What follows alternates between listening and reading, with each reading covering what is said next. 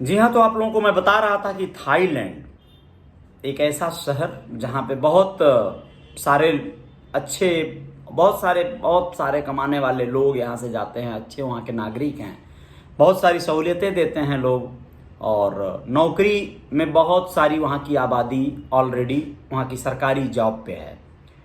ऐसे ही सरकारी जॉब में एक पुलिस डिपार्टमेंट में एक बड़ा तेज तर्रार होनहार लड़का जॉब करता था, और बड़ी कम उम्र 36 साल की मात्र उम्र थी उसकी। लेकिन उसके ऊपर आरोप लगा कि वो ड्रग तस्करी में लिप्त है। जांच पड़ताल में सच पाया गया, उसे सस्पेंड कर दिया गया। इसके बाद तो वो फुल टाइमर ड्रग स्मगलर बन गया। लेकिन कौन सा फ्रस्ट्रेशन था, क्या बात थी कि वहाँ पर उसने 24 बच्चों समेत 36 लोगों की जानें ले लिया, और देखते ही देखते बहुत बड़ा कोहराम मचा दिया।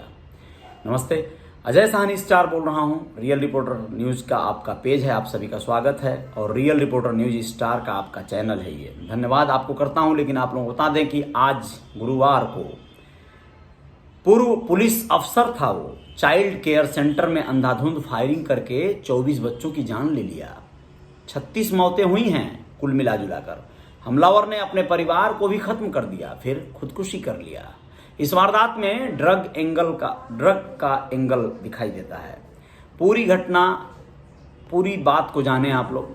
रिपोर्ट्स के मुताबिक फायरिंग उत्तरी प्रांत के नांगबुआ लम्फू में हुई है। हमलावर पूर्व पुलिस अफसर पन्या खमरब 34 साल का था। ड्रग के केस के सिलसिले में उसे नौकरी से निकाल दिया गया था।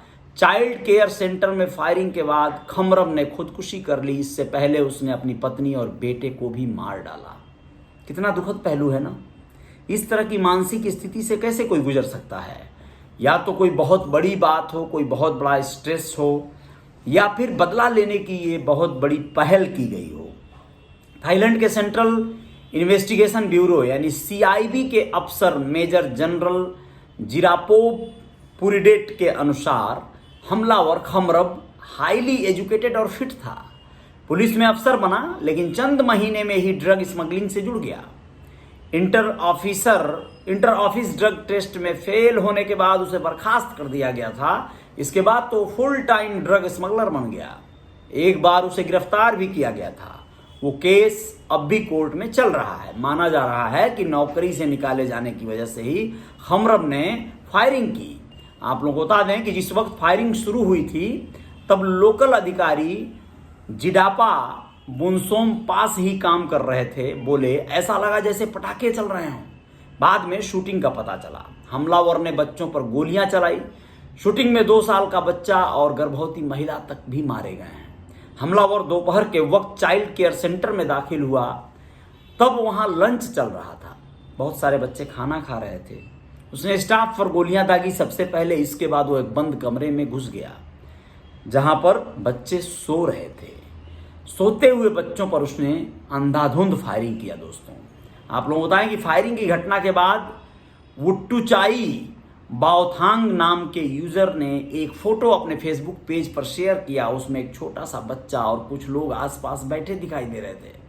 इनके चेहरे ब्लर हैं, लेकिन बाओथांग ने लिखा है कि उनका भतीजा भी चाइल्ड केयर सेंटर में था, लेकिन वो फायरिंग में बच गया है। घटना से पहले ही वो सोने चला गया था और कंबल ओढ़ लिया था। वो गहरी नींद में था, इसकी वजह से उसकी आंख नहीं खुली।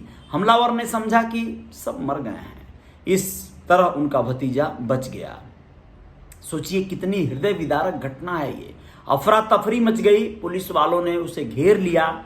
ऐसी ही एक वारदात 2020 में हुई थी। 8 फरवरी को थाईलैंड के नाखो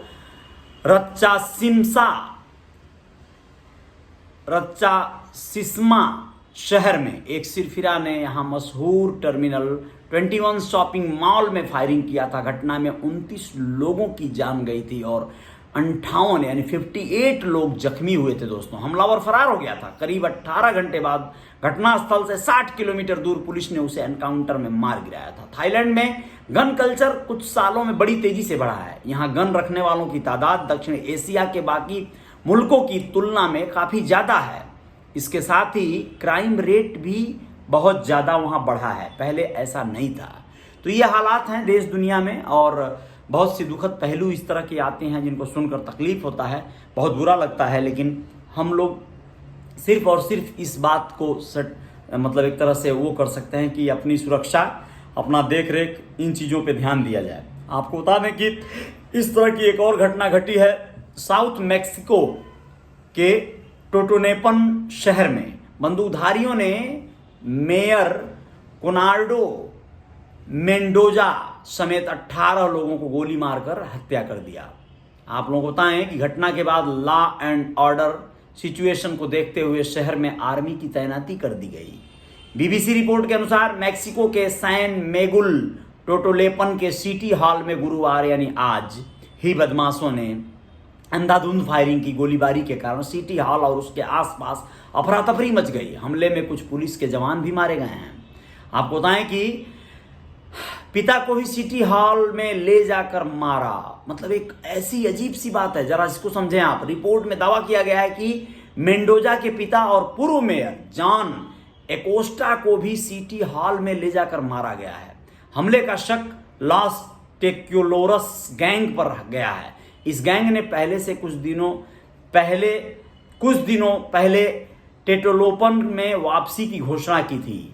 मैक्सिको सिटी में 15 दिन के भीतर गोलीबारी की तीसरी घटना सामने आई है। 21 सितंबर को गुआनजाटो में एक हमले में 10 लोगों की मौत हो गई थी। वहीं 2 अक्टूबर को जेपोपेन में हुई गोलीबारी में एक व्यक्ति की मौत और 6 लोग घायल हो गए थे। तो देश दुनिया में इस तरह की हड़कंप और इस तरह की वारदातें हो रही हैं, इस तरह के क्राइम हो रहे हैं।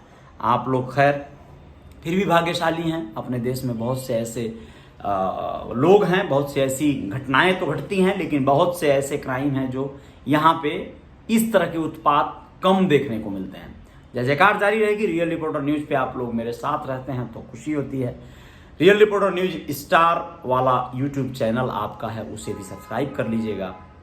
जय जयकार जारी रहेगी। जय हिंद, जय भारत, शुक्रिया।